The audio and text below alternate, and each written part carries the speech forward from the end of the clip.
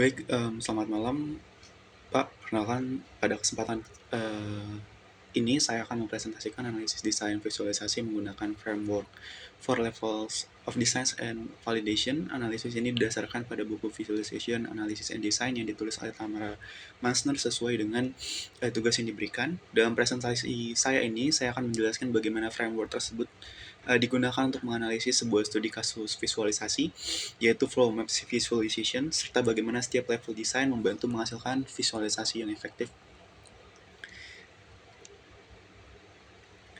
Baik, mungkin sebagai pengantar visualisasi data, saat ini kita hidup di era data di mana berbagai bidang menghasilkan dataset yang sangat besar dan kompleks. Jika kita hanya melihat data dalam bentuk angka atau label, seperti yang tertampil pada gambar, seringkali sulit untuk memahami informasi yang sebenarnya tersembunyi di dalam data tersebut. Jadi kita perlu transformasikan, disinilah visualisasi data menjadi penting.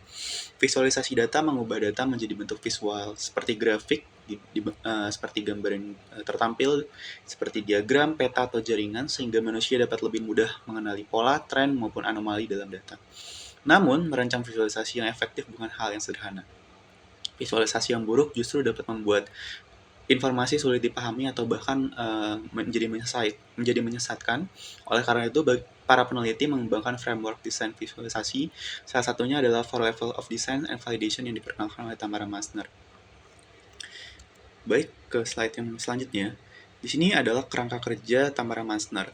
Jadi ada 4 levels of design and validation.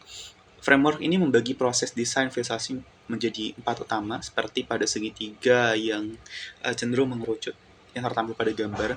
Level pertama adalah domain situation, yaitu memahami masalah dunia nyata, siapa pengguna sistem dan tujuan analisis mereka.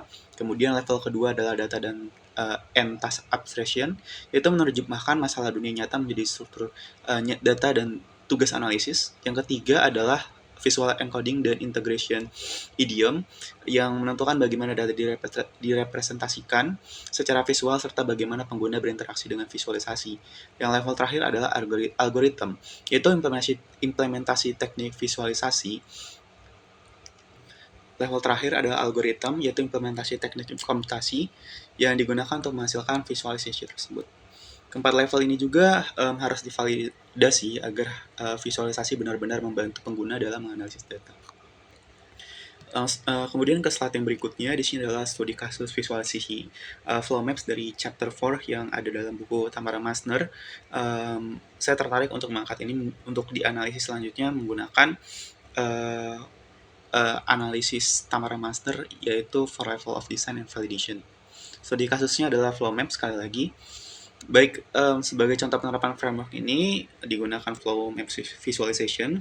Flow map itu adalah teknik visualisasi yang digunakan untuk menampilkan pergerakan atau aliran antar lokasi geografis. Seperti contohnya adalah migrasi penduduk antar wilayah, aliran transportasi, perdagangan antar negara, atau aliran informasi dalam jaringan. Namun, flow map tradisional sering mengalami masalah yang disebut visual clutter, yaitu terlalu banyak garis yang saling tumpang tindih sehingga visualisasi menjadi sulit dibaca, seperti yang tertampil pada gambar. Di sana menjadi sulit karena terlalu banyak flow-nya. Nah, sehingga penelitian yang dibahas dalam buku ini mencoba mengatasi masalah tersebut dengan metode komputasional untuk menghasilkan flow map yang lebih jelas, yang akan dijelaskan pada slide berikutnya. Baik, selanjutnya adalah object system, memperjelas pola pergerakan. Ada 4 poin inti yang diberikan sebenarnya. Tujuan utama dari sistem visualisasi flow map itu adalah membantu pengguna memahami pola pergerakan antar lokasi geografis. Jadi ini dirancang agar menampilkan aliran antar lokasi secara jelas, mengurangi kepadatan visual akibat garis yang bertumpuk, mempertahankan hubungan geografis antar lokasi, serta menyoroti pola pergerakan utama. Sebelumnya banyak flow map dibuat secara manual oleh kartografer. Proses ini memerlukan waktu lama dan sulit diperbarui ketika data berubah. Dengan pendekatan komputasional, pembuatan flow map dapat diotomatisasi sekaligus tetap menjaga keterbacaan dari visualisasinya. Lanjut ke slide berikutnya. Di sini adalah level yang pertama, domain situation. Level pertama dalam framework ini adalah domain situation. Pada tahap ini, kita mencoba memahami konteks masalah di dunia nyata. Dalam studi kasus ini, domainnya berkaitan dengan analisis mobilitas dan pergerakan geografis, seperti namanya flow map. Pengguna potensial dari sistem ini antara lain peneliti migrasi, pembuat kebijakan publik, perencana transportasi, serta analisis mobilitas. Masalah utama yang mereka hadapi adalah sulitnya memahami pola pergerakan dari data mentah, terutama ketika visualisasi menjadi terlalu padat. Nah, sehingga disolusikan agar memahami pola pergerakan, menemukan jalur dominan, serta melihat hubungan antar wilayah.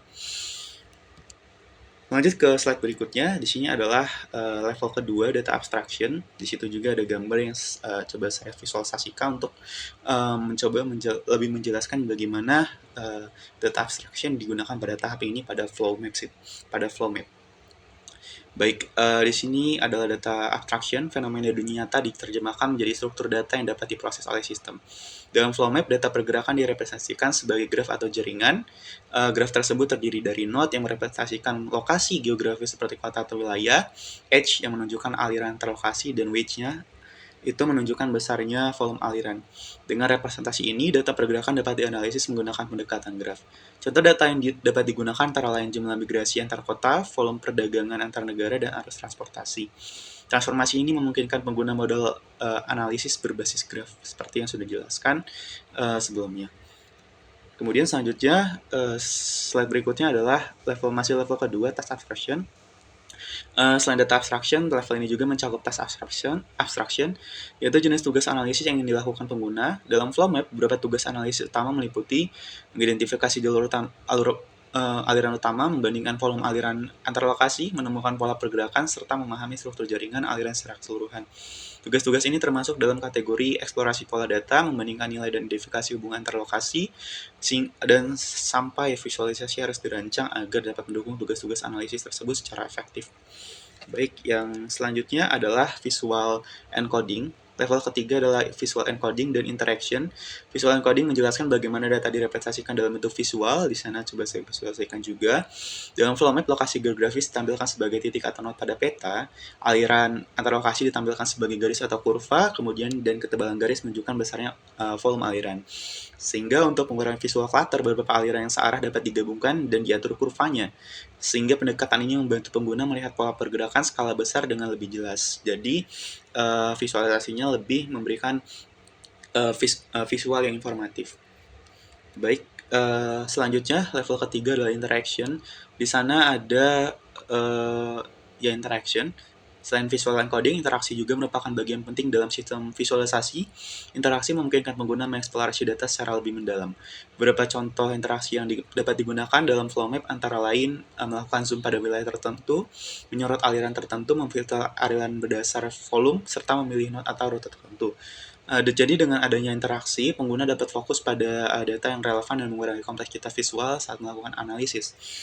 Slide berikutnya, di sini ada level 4, algorithm. Pada level ini adalah level yang terakhir, sistem visualisasi harus mengimplementasikan metode komputasi yang menghasilkan visualisasi secara otomatis. Dalam flow map, algoritma digunakan untuk menentukan tata letak garis aliran, mengurangi persilangan garis, menggabungkan aliran yang searah, serta membedakan posisi geografis node. Algoritma ini penting untuk memastikan visualisasi tetap mudah dibaca, bahkan ketika dataset sangat besar dan melibatkan banyak hubungan antar lokasi. Dan yang terakhir ini adalah kesimpulan dari keseluruhan yang coba saya analisis dari menggunakan framework dari Tamara Master ini. Sebagai kesimpulan, framework for level of design and validation membantu menghubungkan masalah dunia nyata dengan solusi visual secara sistematis. Dalam studi kasus flow map, di sini ada domain situation, mengidentifikasi kebutuhan untuk menganalisis pola pergerakan, data abstraction, merepresentasikan data sebagai node aliran, visual encoding menampilkan aliran dalam bentuk garis pada peta, dan algoritma yang terakhir adalah memastikan visualisasi dapat dihasilkan secara efisien dan tetap mudah dibaca. Dengan menggunakan framework ini, sistem visualisasi tidak hanya menarik secara visual, tapi juga efektif dalam mendukung proses analisis data, terutama dalam contoh kasus yang coba dianalisis dalam hal ini adalah studi kasus flow map. Baik, demikian saja yang dapat saya sampaikan. Terima kasih atas perhatiannya. Saya sangat terbuka untuk pertanyaan atau diskusi. Dan sekali lagi terima kasih.